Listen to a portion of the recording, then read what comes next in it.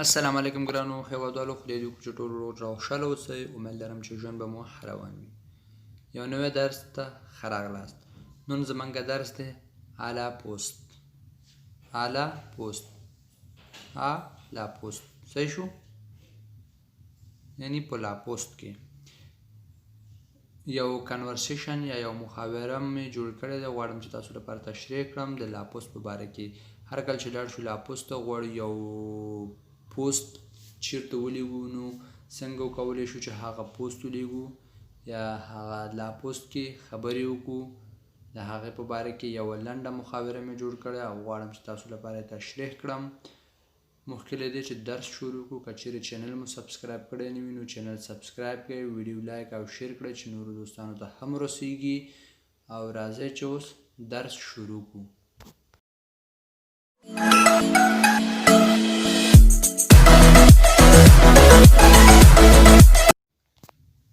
Susan, bonjour monsieur, je voudrais envoyer ce paquet aux États-Unis, s'il vous plaît. Bonjour monsieur, je voudrais envoyer ce paquet aux États-Unis, s'il vous plaît. Bonjour monsieur, je voudrais envoyer ce paquet aux États-Unis, s'il vous plaît. ستړی مشه محترمه، یعنی سوزون یو کس د یو لاپوست ځي غواړي چې یو پاکټ امریکا ته ولیږي. بونژور معنا ستړی مشه، ورځ مو په خیر. میسو محترم، جو وودغې زه غواړم، انوایي معنا ولیږم، سو پاکټ دغه پاکټ، aux États-Unis معنا امریکا ته، s'il vous plaît په مهربانۍ سره. لو پوستی وی en tarif normal ou en prioritaire. Oui en tarif normal ou en prioritaire. لو پوستی معنا هغه کس چې په لا پوست کې کار کوي. وی معنا ښه، اون تاریف نورمال یعنی په نارمل قیمت سره، او یا اون پریوریتیر یا په لومړیتوب کې.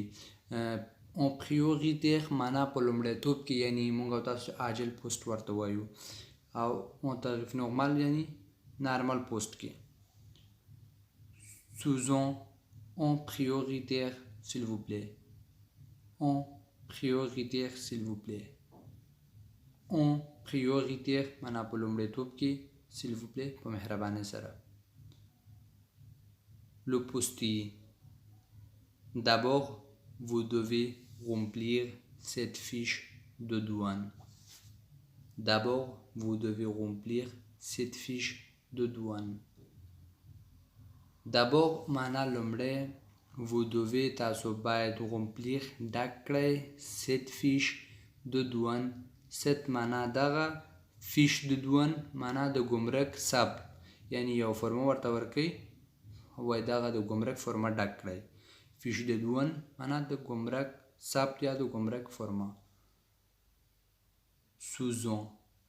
Ah oui, contenu du paquet. Un livre de cuisine. Ah oui, contenu du paquet. Un livre de cuisine. Ah oui معنا ښه، contenu du paquet د بنډل منځپانګه یا پیکج کانټینټ، یا مثلا دغه باندې لیکي پوست باندې contenu du paquet un livre de cuisine، یعنی داخل پاکټ کې چې څه دی، دا د اشپزي یو کتاب دی. un livre de cuisine معنا د اشپزي یو کتاب دی. Le postier. Merci. Voilà mademoiselle, ça fait 8,50 €. Il vous faut autre chose? Merci. Voilà mademoiselle, ça fait 8,50 €. Il vous faut autre chose? Merci. مننه. Voilà mademoiselle، یعنی ولا مادموزل دا دی یا صحیح شو، یا ولا هغه وخت استعمالی چې مثلا یو چا سره په یو شی کې همغږي کېږي. مادموزل معنا جنۍ لپاره محترمه. صافې معنا دا جوړیږي 8,50 €. il vous faut معنا autre chose. il vous faut ایا تاسو ضرورت لرئ، autre chose نور څه ته. Susan. Oui, je voudrais aussi un carnet de timbre pour les robes, s'il vous plaît. Oui, je voudrais aussi un carnet de timbre pour l'Europe, s'il vous plaît. Oui, معنا او je voudrais زه غواړم aussi همدارنګه un carnet de timbre معنا یو carnet de timbre timbre معنا هر کله چې یو ځای ته یو پوسټ لیږي یو څه لیږي هغه د لپاسه یو ټاپه غوندې ویل کېږي هغه ټاپه لپاره timbre ورته وایي چې هغه په لاپوس کې په پیسو خرڅېږي un carnet de timbre معنا یو لس دانې carnet لس دانې چې هغه یو carnet کېږي pour l'Europe معنا یوروپ لپاره s'il vous plaît په مهربانۍ سره le postier, voilà 10 timbres à 0,50 €, ce sera tout. Voilà 10 timbres à 0,50 €, ce sera tout. Voilà, mana dade واخله 10 timbres لس دانې هغه timbre à 0,50 €, mana 50 سنټو باندې ce sera tout. دا به ټولي یا نور به څه غواړي ce sera tout یعنی همدا به ټولي Susan, non, est-ce que vous avez aussi des jolis timbres? Non, est-ce que vous avez aussi des jolis timbres? Non, est-ce que vous avez aussi des jolis timbres?